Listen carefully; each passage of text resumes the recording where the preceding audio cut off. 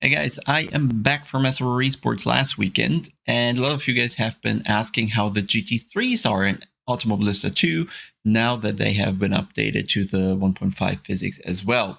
So now that I'm back, I gave them a go, and just because I was already at it, I drove a couple other cars as well. So this video will go into how some of the non-rallycross cars behave in the game now. For my test, I started out on a Nürburgring that I knew very well just from recent SRO Esports round in ACC. And of course, you quickly notice, if you haven't already, of course, this Automobilista 2 doesn't have as much cars in the GT3 class as ACC has. But that's probably the case for all the games if you compare them to ACC. ACC always is the only one that has a huge range of GT3 cars. So in Automobilista, you have the Porsche, the Nissan, the Mercedes, the McLaren, and the old M6.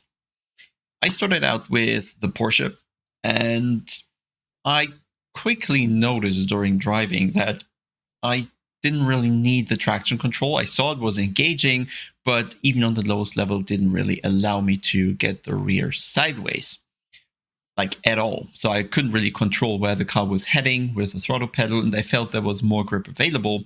So first thing I really did was taking, kind of turning off the traction control.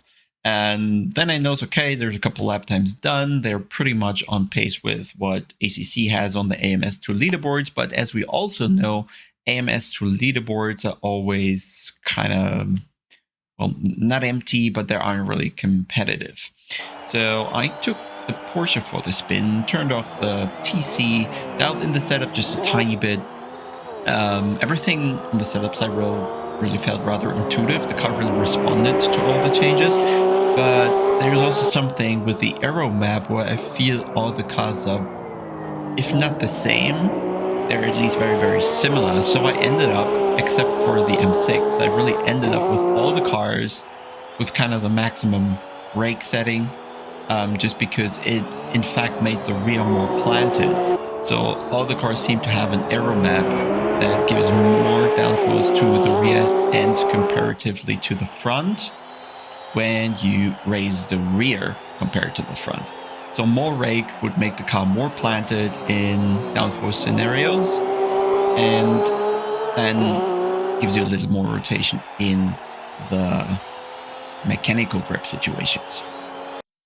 On top of that, it doesn't really feel like the cars have any pitch sensitivity, because if you drive ACC, you should be well aware there's a ton of behavior change in the car if you allow it to pitch forward, or on the contrary, you're not allowing it to pitch forward, or if you allow it to pitch backwards.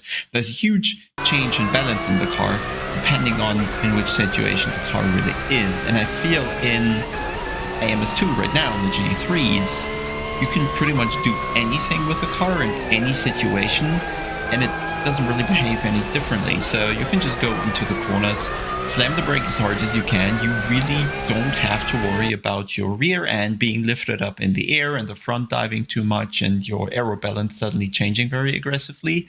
It is all still very planted if you are aggressive even into high-speed corners. And that is something that kind of stuck out to me. And it's also the same on all cars, and not just the GT3s, but literally all cars. And it's not just the aero. The cars kind of feel the same in everything and every car. So no matter if you're driving a GT3, an old GT1, a Formula car, or whatever else really, I got the sense that all the cars want me to do similar, if not equal inputs, depending on the situation they were in. So the only exception there really was the Porsche with the engine in the back, which gave it a lot of grip in all driving situations. So it was very tricky to get the GT3 Porsche to rotate. And it was very interesting. You could pretty much throw anything at the car, throw it into the corner as much as you wanted.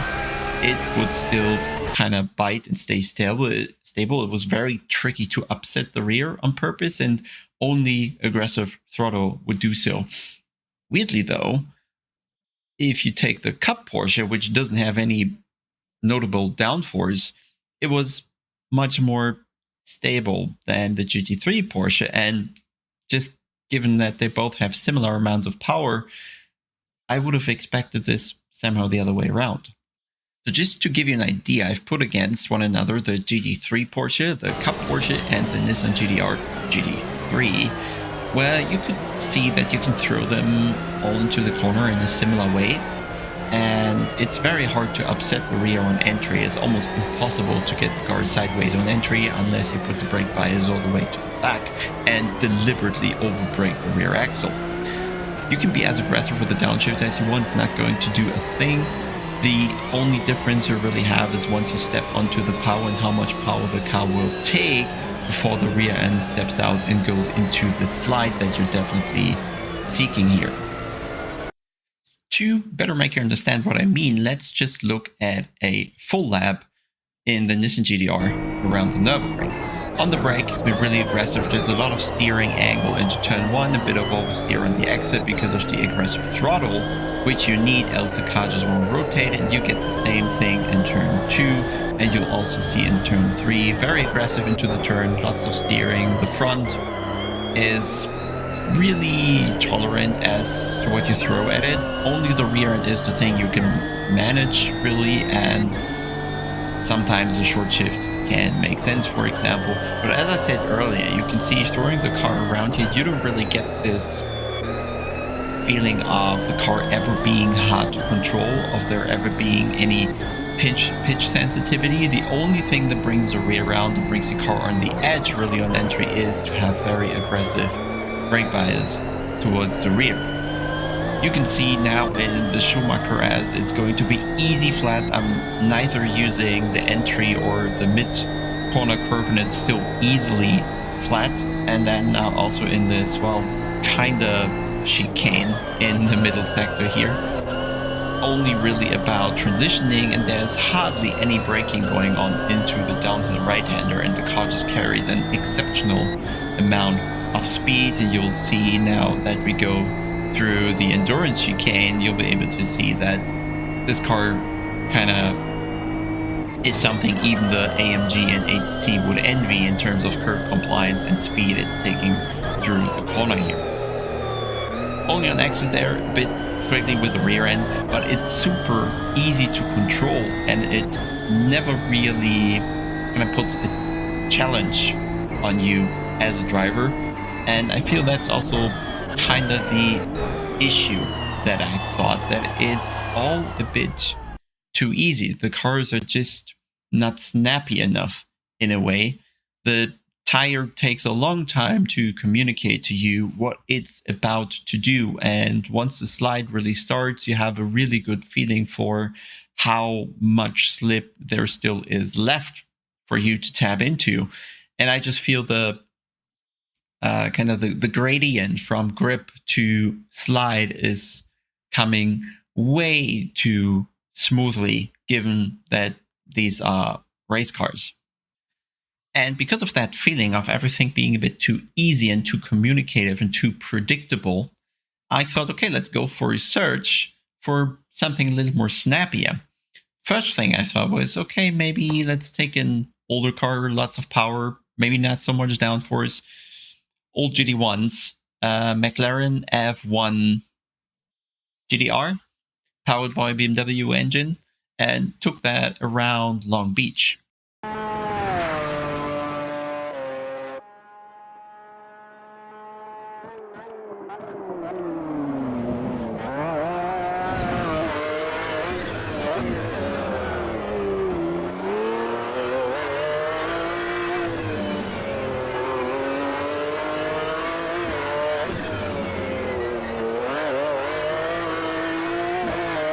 And I hope you can see that these couple of corners that you were able to see already, you can see that the car is, again, very easy to get into a slide, and also very easy to control these slides. No matter what you really do with the car, you just throw it into the corner, the front will eventually bite, and then it's the moment when the rear always breaks loose. The car is never kind of planted with both axles.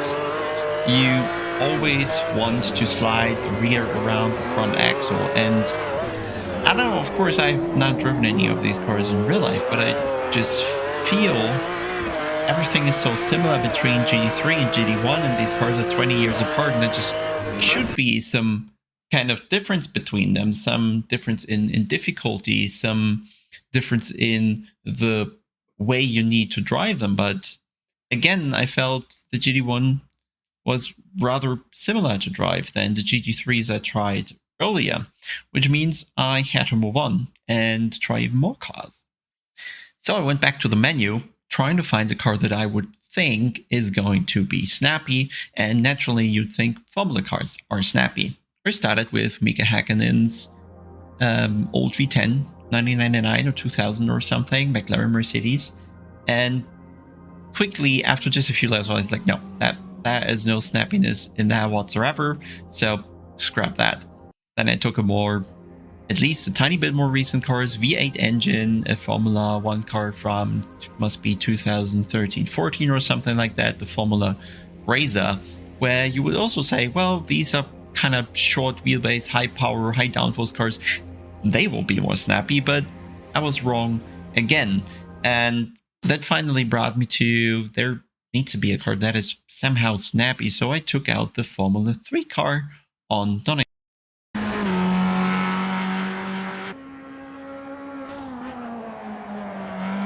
Formula 3 car has something like 300 horsepower, doesn't weigh a lot of kilos, has rather narrow tires compared to, of course, the bigger Formula 1 cars.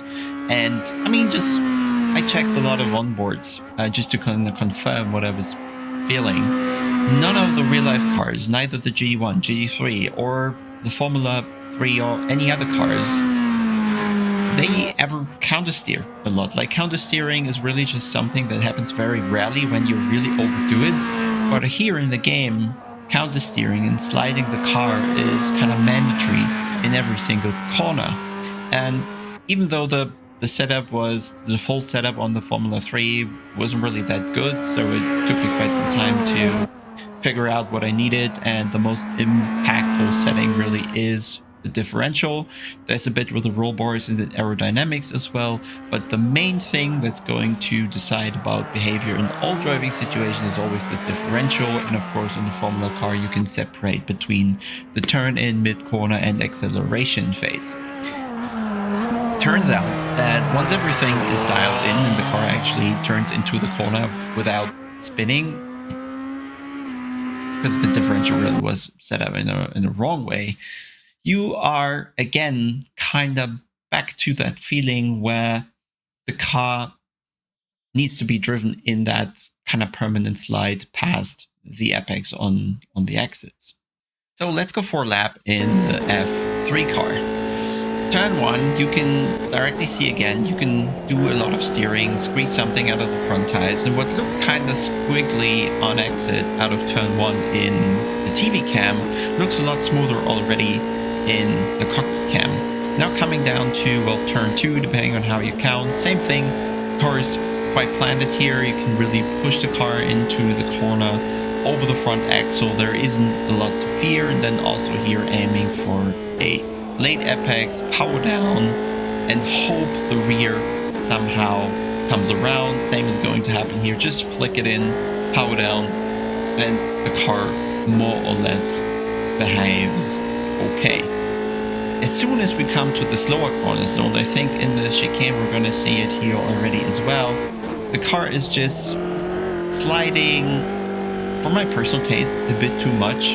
If you check real life onboards, everything is a bit snappier, crisper, quicker, because people even spin in these cars, right? It overwhelms them. That's how sudden sometimes things are happening. And I just feel here in the sim, and you saw it out of the hairpins here as well, there's just that kind of permanent sliding going on. Not as bad as I've already showed you in Rennsport, for example. It's not that brutal, so to say, but it's still a thing that I think in order to go fast, there's no way around always sliding the rear around the car. And that is just something I was unable to find in, well, YouTube onboard videos of the cars we spoke about. And just to give you a final idea, let's take Mika Häkkinen's car around Barcelona.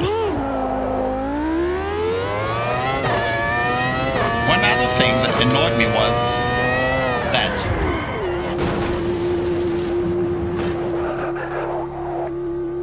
if you let go of the steering wheel, it immediately starts shaking around, and it definitely wasn't the case before 1.5.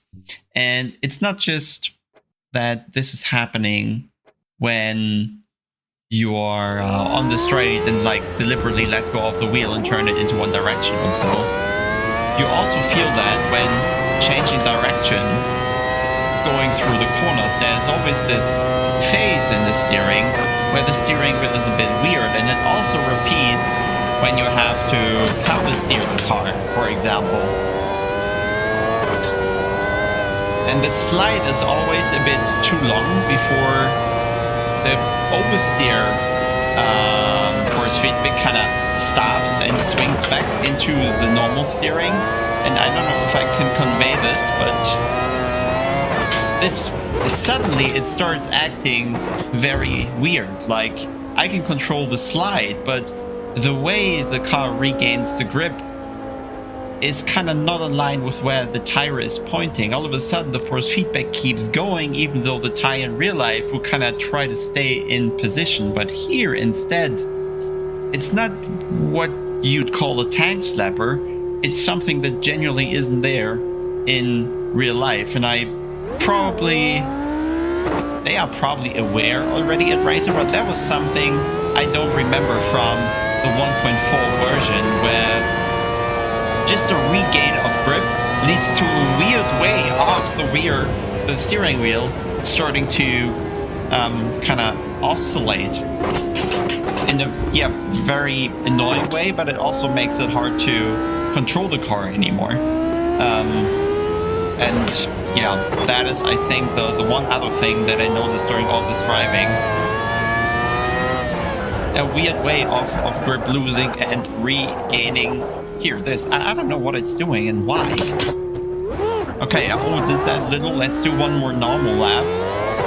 Just to give you an idea of how, and I hope I'm not making a fool of myself now, how easy it is to drive a car that has 700-800 horsepower, doesn't weigh much more kilos than that, and should, at least in my book, be rather difficult to drive.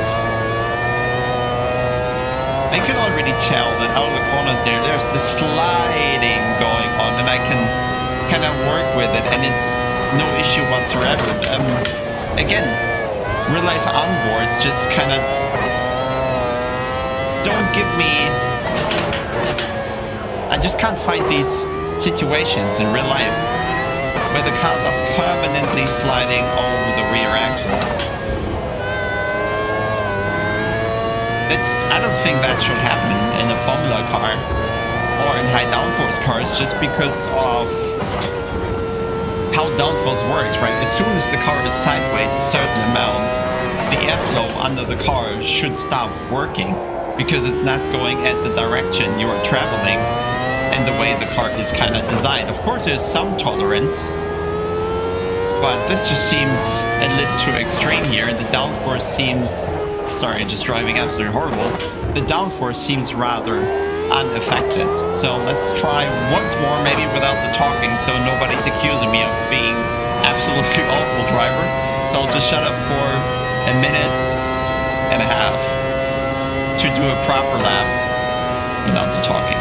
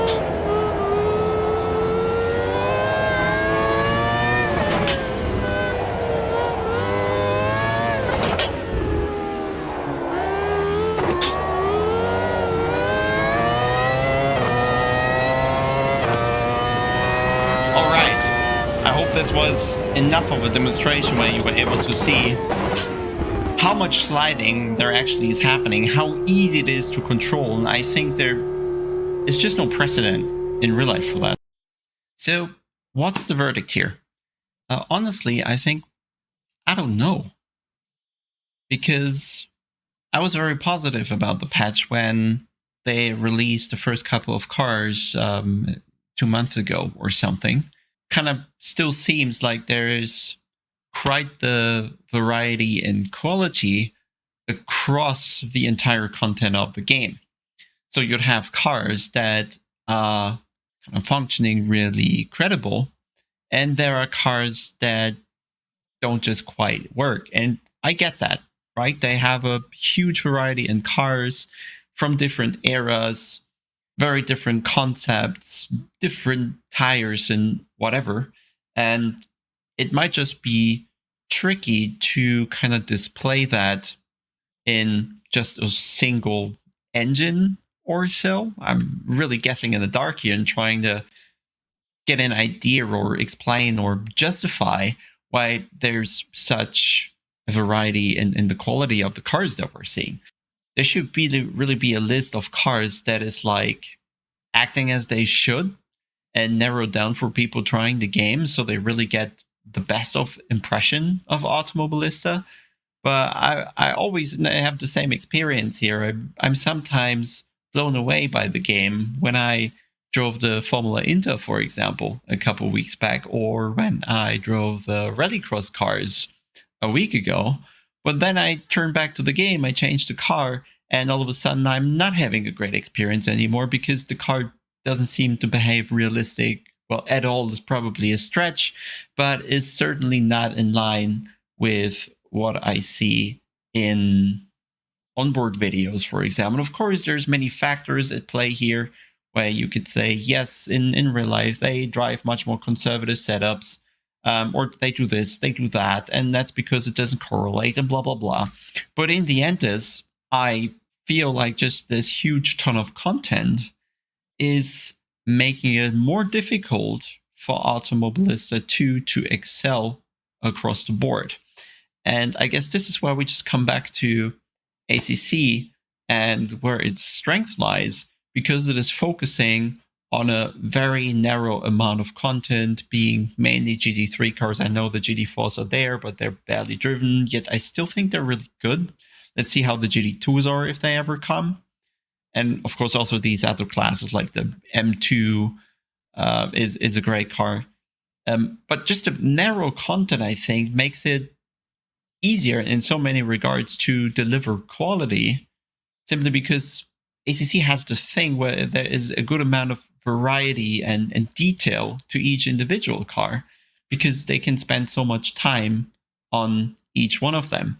And I feel if you have to implement 1,000 horsepower per ton car into the game and 100 horsepower per ton car in the game, one having a lot of downforce, one having very little downforce, one being, I don't know, very rigid, one not being so rigid, and the game being kind of a sandbox, and you're hoping to fit all of these different aspects into one concept or engine or whatever you want to call it. It just seems like different pieces of the puzzle just kind of fall out of the range where the game really works as intended. So this isn't really a pro-con thing. I'm just really speaking my mind. As you can maybe tell, there's no script or anything. I just feel that we really have a gem there in ACC where the developers are able to work within a tiny range but go into a lot of detail and carve out the differences between the cars in that much tinier sandbox, if you understand what I mean. So I'll probably now, again, just go back to where it came from, which is ACC, because I know what I have there in every single car. They are different, but they all kind of work, disregarding BOP, of course. But in AMS2, it always seems to be a tiny bit too much hit and miss. That's a sad thing, because there's great content But if you just load the wrong car, you might have a bad experience. So yeah, I don't know where this puts us, but it certainly is the end of the video. So just go down to the comments, let me know what you think, and maybe there's more to talk about in the future. So for now, have a good day.